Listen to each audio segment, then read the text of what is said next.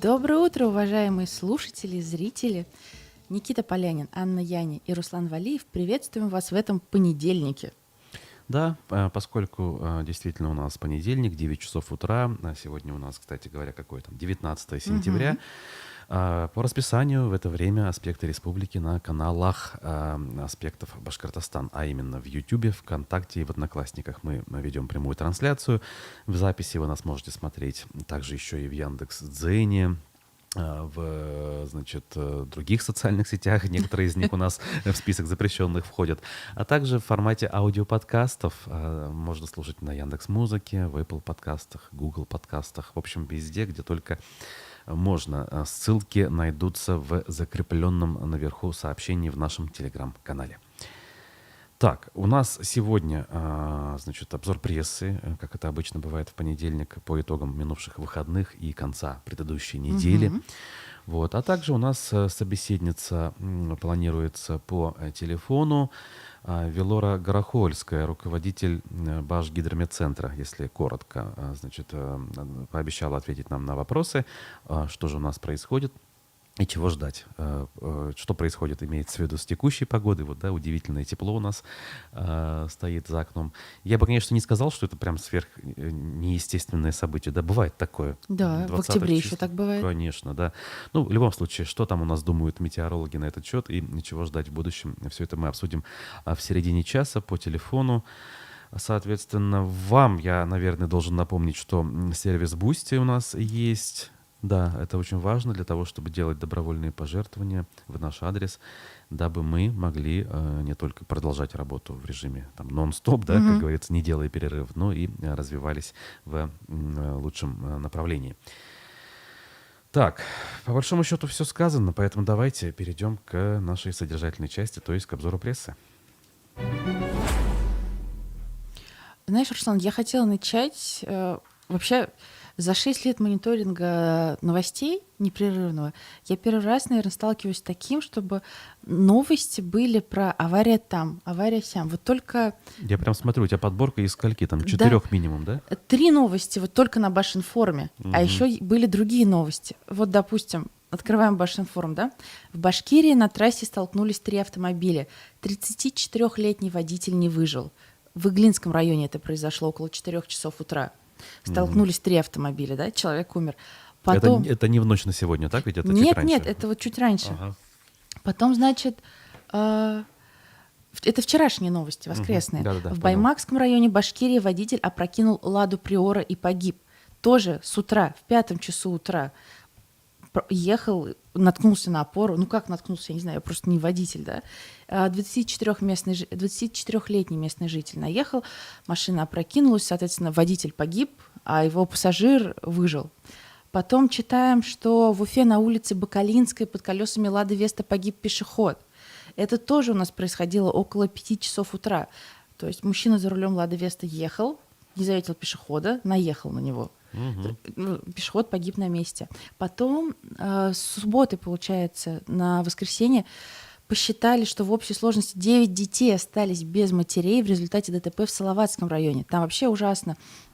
3 женщины ехали на машине ВАЗ-2112, это двенашка, да, я так понимаю, и этот ВАЗ влетел в электроопору. В результате... Они причем пассажирками были, насколько я помню, да? То есть водитель был другой. Ага. Водитель 35-летний житель. Получается, сейчас скажу, какой деревни? Ахунова. И 3 женщины, они были жительницами села Мечетлино. И они погибли, и вот в общей сложности у 3 матерей было 9 детей. То есть 9 детей одновременно остались сиротами. И это только подборка на Башинформе новостей об авариях. Что происходит, как это объяснить, я не знаю. Откуда столько аварий смертельных? Ну, на самом деле, вот я пытаюсь сейчас проанализировать то, о чем ты говоришь. В принципе, аварии всегда были, есть и, к сожалению, будут. Я никогда не видела столько аварий. Но другое дело, если как бы действительно уделять этому внимание. Вот, например, если бы мы специализировались, что ли, на этом, мы бы каждый день Ну, за редким исключением все-таки рассказывали бы в своих эфирах о том, что произошла там-то и там-то авария. Просто мы как бы вот обычно стараемся этого избегать. Не то, что как бы не считая это важным, ну, понимая, что об этом и так везде напишут, покажут, все соцсети раскидают, и люди об этом узнают. То есть это не является каким-то секретом или каким-то вау-открытием для журналистов и даже для наших жителей, к сожалению. Вот. А вот причины этого, почему так происходит, тут опять-таки надо смотреть глубже. У нас есть и дорожная ситуация не везде идеальная, имеется в виду с точки зрения качества покрытия. У нас есть и люди сами по себе, которые садятся за руль порой не в том состоянии, например, да, или даже садясь в том состоянии, люди злоупотребляют правилами дорожного движения, пренебрегают, точнее, ими, в результате происходят такие вещи. Иногда стечение роковых обстоятельств имеет место быть, на мой взгляд. Вот. Поэтому вот говорить о том, что кто-то конкретно в этом виноват и нужно для того, чтобы это все решить, сделать то-то, я, наверное, не берусь. А мне кажется, что это очень много аварий за вот одни выходные, потому что, ну, передовица Башинформ государственное, ну, как республиканское издание, которое выходит вот одна авария на аварии. И 2 из этих 3 описанных аварий, они были с наездом на электроопору. И все эти аварии были под утро. 4-5 утра. Ой, ну, как говорится, призываем быть осторожными, беречь себя и своих близких. Вот в чем, наверное, как бы действительно можно как бы быть уверенными, да, потому что в остальном все, что я говорил выше, это лишь такие умозаключения какие-то, основанные на рассуждениях. Ой, ну, раз уж Башинформ, тут надо сказать, что Ради Хабиров вчера рассказал, как памятник Шаймуратову поможет студентам. Студентам? Вот так. На Советской площади установлены оба барельефа будущего памятника Герою России генералу Минигали Шаймуратову. Глава Башкортостана Ради Хабиров рассказал в соцсетях, как в будущем памятник как раз-таки поможет студентам. Что он имел в виду? Решаем важную задачу, что студенты будут тереть на памятнике перед экзаменами как талисман. Я предлагаю сапожок вот этого мальчика, образ Шаймуратова в детстве, поделился глава республики. Здесь будет много смыслов, идей. Если серьезно, установили на сегодня оба барельефа и ждем прибытия самой конной статуи. И это видеоролик с места событий. Ради Хабиров все это дело транслировал, ну, точнее, записал и выложил, получается. Разве не сами студенты должны выбрать, что они хотят тереть? Вот. И вообще, хотят ли они тереть? Спросили ли студентов? Хочешь, не хочешь, как бы у нас действительно вот такая традиция возникает сплошь и рядом, да, люди начинают что-нибудь тереть и доводить до блеска. Ну, ладно, отнесемся с юмором, да, тут же не сказано, что так, вот мы вам, значит, завещаем тереть вот это Подожди, вот, и никак то, иначе. что сказал Ради Фаридович, другие-то могут подхватить и взять под козырек. Ты тут недооценивай Кто-то подхватит, служащих. кто-то не подхватит. В общем, здесь, мне кажется, как бы варианты возможны, самые разные. Я просто представила, как из училища искусств просто под руководством там топают колонной. Студенты перед экзаменом трут и возвращаются назад сдавать. Ну так вот, осталось-то что у нас? Всего ничего, сколько там, 20 дней с небольшим, да, до 11 октября, когда у нас Советская площадь вместе с памятником Шаймуратову должны быть открыты уже в окончательном виде. И ну, внимание глава республики уделяет очень пристальное, как минимум раз в неделю, по-моему, вот он там бывает и выкладывает оттуда пост. Слушай, это Ради Фаридович хочет оставить свой след в истории? Ну, не без этого, наверное. Ну, мне кажется, потому что это повышенное внимание к этому памятнику. То есть вот он прям на нем сфокусирован, концентрирован, и вот он постоянно к нему уходит, его выкладывает. Это просто вот, не знаю, это интересно. Да, почему? люди обращают внимание, что прям внимание Шаймуратову, возможно, как бы, в принципе, человек тогда заслуженный, достойный, вопросов нет, но как бы оно очень уж повышенное. Да. И на фоне того, как у нас разрушается и не реставрируется памятник другому национальному герою Салавату Юлаеву, у некоторых вызывается, как говорится, недоумение из-за этого, и вопросы люди начинают задавать. В этом году, кстати говоря, должны были памятник Салавату Юлаеву как минимум начать реставрировать, а пока там ничего не происходит, а дальше уже что? У нас осень, зима, и мне кажется, там нереально будет что-либо Причем делать. памятник же Салавату Юлаеву, если я не ошибаюсь, это самая большая конная статуя Да. вот на 3 опорах как раз-таки В Европе. То есть он же еще и значимый в этом плане, Да, в культурном. конечно. То есть он как объект культурного наследия всероссийского масштаба, это вопросов нет, как бы. Но тут еще же есть, если абстрагироваться от фигуры, собственно, Да. Салавата Юлаева как исторической личности, а сама личность это тоже важная история, от нее нельзя абстрагироваться. Слушай, Руслан, мне кажется, просто у нас все памятники, они все ушатанные. Вот на площади Ленина на горсовете, да, Ленин уже настолько зеленый, что должно быть стыдно администрации, которая сидит напротив него. Ну ничего, нормально, смотрит на зеленого Ленина, и у нее нигде не чешется помыть его. Ну, хотел бы я, конечно, тут как бы успокоить тебя, сказав, что Ленин не столь важен, но, с другой стороны, это неправильно. Подожди, это центральная... Да-да-да, ну, памятник в любом да. случае стоит, как бы, если нет решения о том, что он должен быть перенесен или демонтирован, то он должен быть в нормальном виде. Да, В любом но он случае. не в нормальном виде. Согласен, согласен. Так, ну, сразу скажу, что в Башкирии похоронили первого бойца батальона имени Шаймуратова. По крайней мере, официально это произошло. Об этом тот же Башинформ сообщил. По данным издания, в похоронах Дениса Фатхуддинова в селе Майский Иглинского района принял участие глава региона Ради Хабиров. Для нас это очень потеря тяжелая. Это первая потеря нашего батальона имени Шаймуратова, сказал он.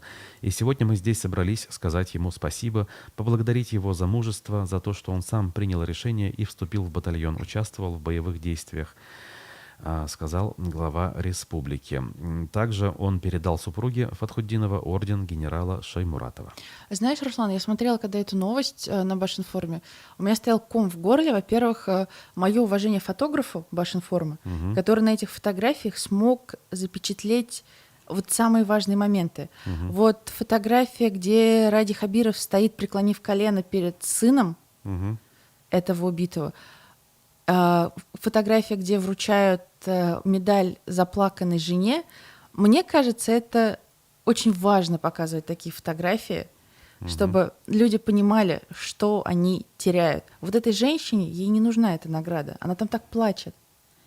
Этот ребенок стоит, закрыв лицо руками, ему нужен отец. И уже этого никак не изменить. Да, вот как раз ты рассказываешь, просматриваю фотогалерею. Это очень сильная фотография. Да, И, кстати, по лицу Радия Фаритовича тоже видно, что ему тяжело. Угу. И никакой радости там и того, что там защищают, нет. Ну, в общем, Там просто скорбь и боль. добавить нечего. Выводы, как говорится, делайте сами. Так, а мы двигаемся дальше. Давай, сейчас про мою боль. Так, что ты имеешь в виду? Я Ну-ка. про МКСЭТ и ничейная земля под носом у горожан. Как Ага. к саду Аксакова в Уфе подбирается стройка. Я хочу сказать нашим зрителям, что слушателям, для меня парк Аксакова — это ахиллесова пята. То есть, Мы уже слышали да. о нем тут в эфирах. Мы там постоянно гуляем. Я считаю, что это прекрасный сад, которому не уделяют должное внимание. Я даже делала презентацию и отправляла своему депутату Валериану Гагину, как можно этот парк изменить. Не я одна, оказывается, болею всей душой за этот парк. Местные жители полагают, что вот эта стройка, которая идет около парка, они потихонечку, простите за язык, да, отжимают территорию у парка. Так, это с какой стороны вообще? Это со стороны Закива-Лиди. Ага. Вот смотри, раньше там был Уфимкабель, да? Да. Теперь компания отреставрировала здание этого завода управления. Там работает медцентр Джим Клиник. Кстати, офф-топ про этот медцентр.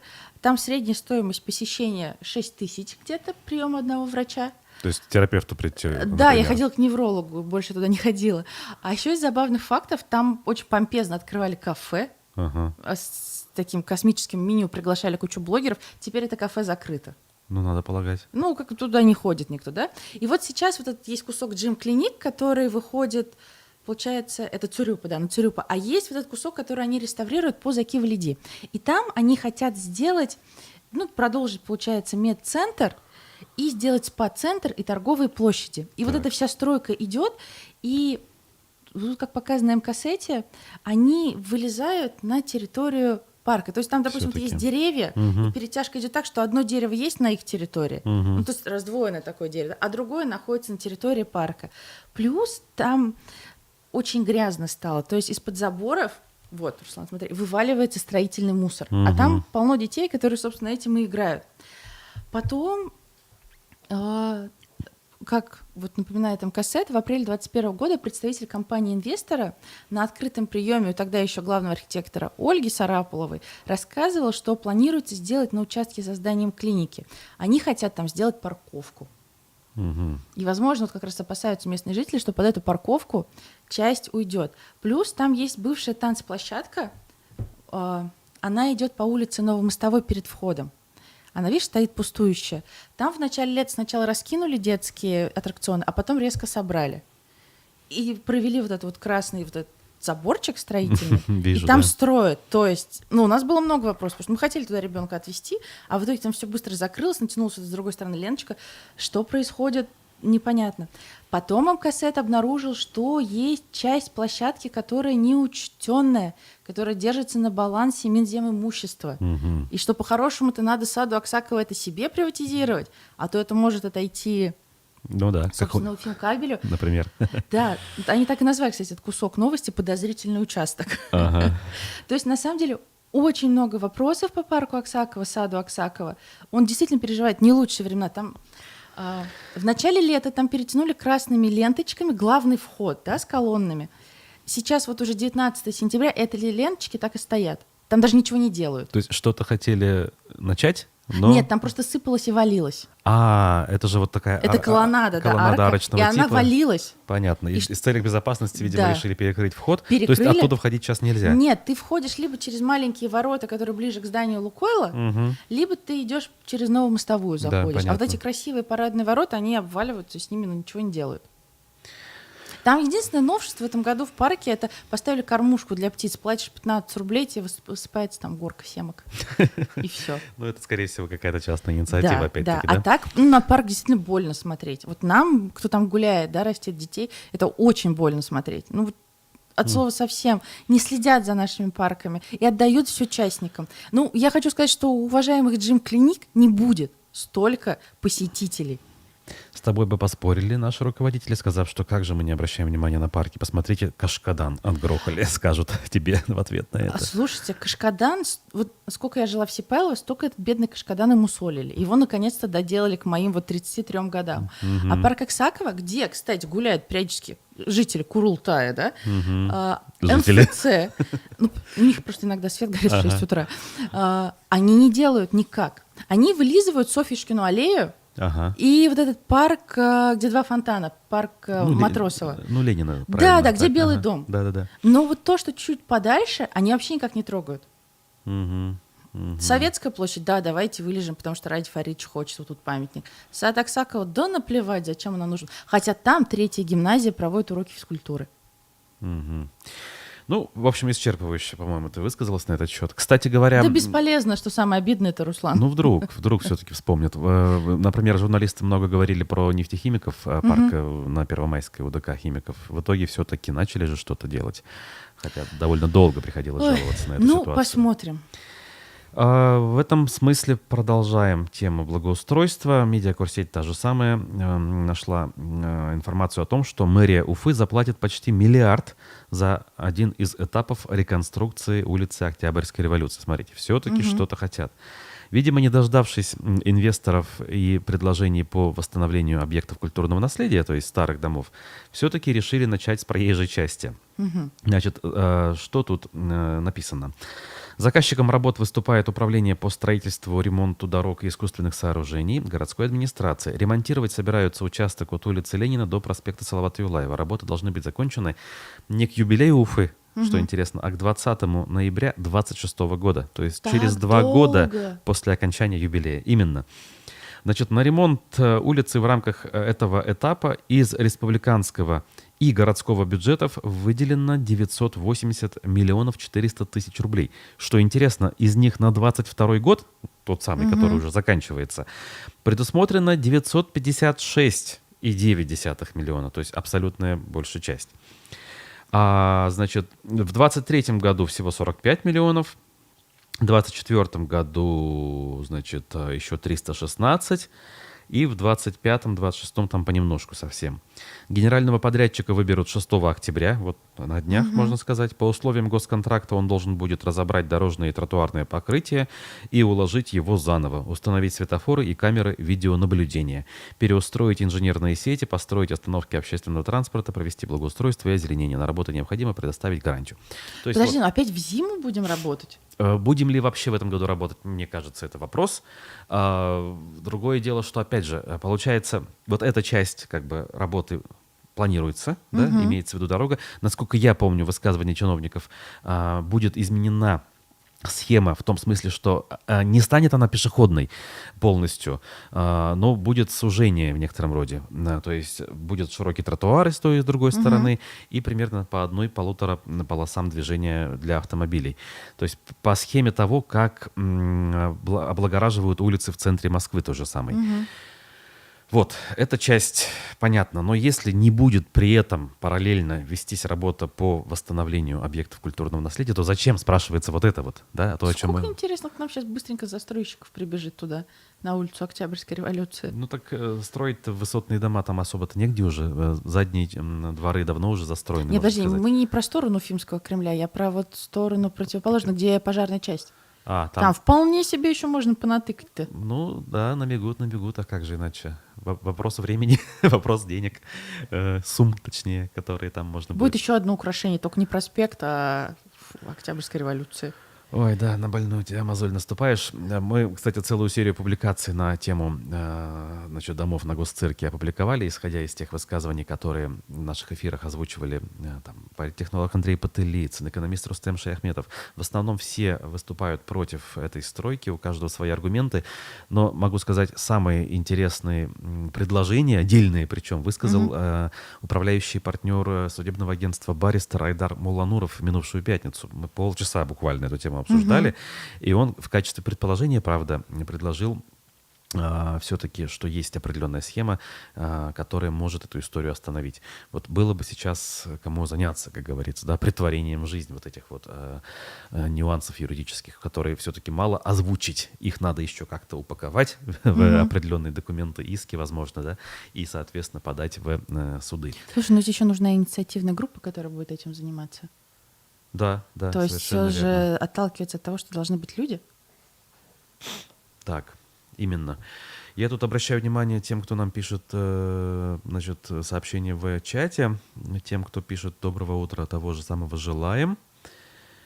Тут вот Альфия нам пишет про ГАИ, видимо, в продолжении темы аварийности и смертности.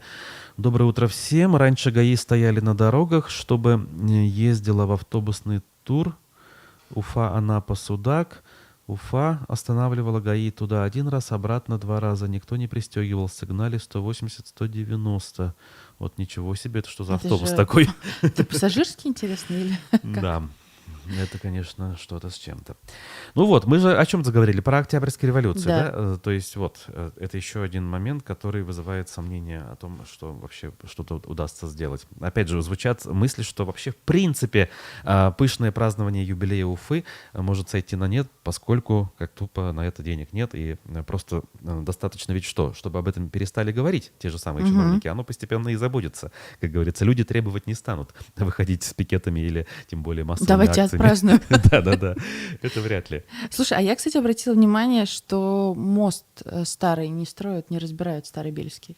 Так вот, тоже верно. Там То нет есть мы там никакого... постоянно гуляем, и нет никакой движухи, вообще нет. Все, люди Да. ушли оттуда, совершенно верно. Вопрос, вот надо, кстати, в мэрию обратиться с запросом, что они скажут. Технологическая пауза или все-таки что-то более серьезное? Ветра. Ой, ладно, мы должны что сказать? Вот, кстати, в некотором смысле про Уфу. Сергей Греков, бывший глава администрации Уфы, покинул пост полномочного представителя Башкирии при президенте России. Опять же, не успел... Интересно, куда? Быстро он меняет места работы. Значит, об этом изначально сообщила РБК со ссылкой на источник в правительстве. Как сообщает издание, вице-премьер сложил полномочия по собственному желанию. Значит, он был назначен полпредом всего лишь в феврале этого года. До этого в течение года занимал пост главы администрации Уфы. Скорее всего, вернется он в бизнес. А мне кажется, если у тебя все хорошо, зачем тебе это? Это же должен быть другой тип мышления. Вот да, то есть человек пытался поработать чиновником в Уфе, понял, что это не его, предложили ему такой некий компромисс, где не очень-то публично, и в то же время, ну, как бы в столице, может быть, там как-то поинтереснее Своих не должно было бросаем. быть. И там он подергался, как говорится, да, неполный год, и понял, что не получается. Слушай, мне очень нравится Зато его... честно, вот Да. молодец. Мне Ага. очень нравится его фотография, которую я видела с велопрогулки с Варламовым. Вот мне кажется, там он был абсолютно счастливый на своем месте. Он катался на велосипеде, что-то там обсуждал. Вот прекрасно ему было там. Да, тут не поспоришь. Ну, дай, как говорится, Бог здоровья. Так, а я хотела, поскольку мы с тобой затрагивали цирк, пройтись по материалу Уфа-1. который рассказывает, что не только наш цирк с этой уникальной крышей и фуражкой. Ну да, это же такой проект, Да, распространенный в они вот Советском провели Союзе. большой материал, Ага. где оказывается, что наш цирк был первый построенный с такой крышей и фуражкой. И после нас уже по нашему проекту возводили здания в Воронеже, Перми, Брянске, Самаре, Новосибирске. Представляешь? Ну. Проект этого документа был разработан в 1966 году еще, оказывается. И что на сегодня? Они все работают в Все основном? работают, кроме нашего. Ну вот. И вот по этому поводу тут в конце даже есть комментарий Эдгара Запашного, который приезжал в Уфу. Я так поняла, что он приезжал снимать фильм про Рустама Набиева. Вот. Должен даже так? скоро выйти, да-да-да. Ага. И заодно вот у него взяли комментарий по цирку, где он, кстати, говорит, что наше региональное правительство должно тоже приложить усилия, что нельзя рассчитывать только на федеральное, что вложите тоже свои деньги, чтобы могло это быстрее произойти. И он в пример, знаешь, кого приводит? Губернатора Нижегородской области Валерия Шанцева, что в свое время тот взял инициативу в свои руки, даже пошел на конфликт на тот момент с министром финансов Грефом. О, как. Да, но они построили и отреконструировали цирк нормально. И что на Дальнем Востоке была та же самая ситуация. Сами чиновники договорились с «Газпромом», который профинансировал реконструкцию. О. И у Запашной подводит к мысли, что наше правительство республиканское тоже должно взять инициативу в свои руки, ну и не ждать. Ну да, иначе ждать можно сколько угодно, а в итоге объект может быть и разрушится. Да. Кстати, Греф, насколько я помню, был министром экономики все-таки в начале нулевых, а не финансов. Ну, хотя я могу что-то и пропустить. Интересная мысль и, наверное, уместная. Тем более, что тот же «Газпром» конкретный у нас имеет серьезное У нас еще и производство. «Роснефть» есть. Конечно, «Роснефть» А сода есть. Все есть. У нас все есть. Если с каждого, знаешь, взять. Конечно, да. Значит, что тут надо сказать? Так, про цирк мы сказали. Персонал теплоэлектроцентрали в Башкирии уволят из-за нового проекта, задается вопросом аргументы и факты в Башкортостане. О чем речь? В Кумертау планируется реализовать дорогостоящий проект по строительству блочно-модульных котельных. Предстоящая модернизация городской системы теплоснабжения обернулась настоящей трагедией для нескольких сотен человек. Это действующие сотрудники ТЭЦ, которую планируется ликвидировать. На электростанции многие из них трудятся десятилетиями, получают хорошую по меркам небольшого города зарплату. Другую такую работу, по их словам, в Кумертау найти практически невозможно. О том, какой жизненной ситуации оказались эти люди и что им в ответ говорят власти, в материале аргументов и фактов. Большая статья. Возможно, кто-то интересуется тем, что в Кумертау происходит, или там есть какие-то близкие, вот почитайте, интересно. С одной стороны, модернизация, да, современные какие-то технологии на службе там, отопления и электроэнергии, с другой стороны, как бы вот большой объект, и люди действительно могут остаться без работы. Это то, на что должны обращать внимание наше Министерство семьи, труда и соцзащиты, как раз-таки. Согласна. Я еще коротко, знаешь, что хотела задеть? Материал УФА-1 про колхозный рынок. Заголовок: «Мы были на хорошем счету МЧС. Все, что надо знать о сгоревшем Уфе торговом центре, его страховке и восстановлении». Тут сначала история торгового центра, получается. Причем там такая криминальная история, что сначала он принадлежал одному, потом другому. Там причем фигуранты уголовного дела. Потом, получается, в 2008 году нынешний собственник Айрат Сулейманов стал депутатом Госсобрания Башкирии. И вот, собственно, стал владельцем. Причем тут так интересно написано, что меня зацепило всей этой новости, да, что вот этот Айрат Сулейманов заявил, что купил депутатский мандат за 15 миллионов рублей у Радия Хабирова, который на тот момент был главой администрации президента республики Муртазы Рахимова. О, как. То есть он такой вроде как купил, да, тут дальше про колхозный рынок, а в конце УФА-1 это заканчивает фразой, как теперь этот собственник просит помощи у Радия Хабирова и Андрея Назарова в восстановлении. Ой, ну прям что тут? Надо мне... Тут же даже не про колхозный рынок-то интересно, а вот про эту персоналию. Прям таки любопытно. Действительно, многие об этом написали со ссылкой на него. Вот интересно, а это есть видео вообще, где он о таких вещах говорит в открытую? Или все-таки это как-то за уши притянуто где-то кто-то Мне тоже очень сказал? интересно. Потому что такие вещи, мне кажется, ну как-то надо разбирать, задаваться вопросом, кто врет? Зачем он? Для красного словца это где-то озвучил? Или все-таки Или он понтуется, было? как говорит нынешняя молодежь. Да, абсолютно согласен. В общем, коронавирус у нас тут есть, оказывается. За прошлые сутки вчера писала «Аргументы и факты» газета, что у нас еще 3 жителя Башкирии умерли от его последствий. Поэтому, друзья, будьте внимательны. Кстати, я хотела сказать, что у нас ковидник в Зубово переполнен, потому что у моей знакомой девочки мужа из инфекционки 4 с мышкой вылечили и перевезли в ковидник в Зубово, и там все переполнено, как он говорит. Вот ничего себе. Полно. Понятно. Так что, друзья, будьте осторожны. Вот, а мы постепенно будем закругляться и будем созваниваться с нашей сегодняшней Давай. собеседницей, руководителем Башгидрометеоцентра, значит, Вилорой Горохольской. Вилора Зинуровна у нас на прямой связи. Доброе утро. Так, одну секунду. Все, готово? Да, связь установлена. Вилора Зинуровна, еще раз здравствуйте. Здравствуйте. Так, вы нас слышите? Алло, алло. Что-то не то. Так, сейчас мы еще раз попробуем созвониться. Тем временем тут Альфия нам пишет, что автобус турфирмы «Селестра» был. Пассажиров 47 человек, водители молодые, очень уверенные в себе. Молодцы. Я про камеры, радары и ГАИ. Что их недостаточно. Да. Так, мы снова созваниваемся с Вилорой Горохольской. Вилора Зинуровна, как слышно? Здравствуйте. Да, здравствуйте. Ага, Отлично. прекрасно. Так, мы с вами в эфире. Аспектов, соответственно... Ой, что это? Видимо... Алло, алло, алло. Да, алло, здравствуйте. Вот, Вилора Зинуровна, теперь Да, вы с да. нами. Здравствуйте еще раз. Да, здравствуйте. Знаете, давайте так, начнем с текущей ситуации. Тут людей интересует нынешнее потепление в Башкирии, в Уфе. Это, в общем, как бы нормальное, запланированное явление или оно не очень как бы стандартное? Что происходит? Ну, сейчас мы наблюдаем вынос теплой воздушной массы с юга. У нас температурный фон повысился ночью до 9-15, днем до 16-22 градусов. Вчера по Зауралью республики у нас было плюс 24. Ну, бывают у нас такие потепления в республике, это не аномалия никакая. У нас были годы, когда было и до 27 градусов 30 сентября. Так что в этом году нам повезло. Температура у нас средняя в данный момент на 3-5 градусов выше нормы.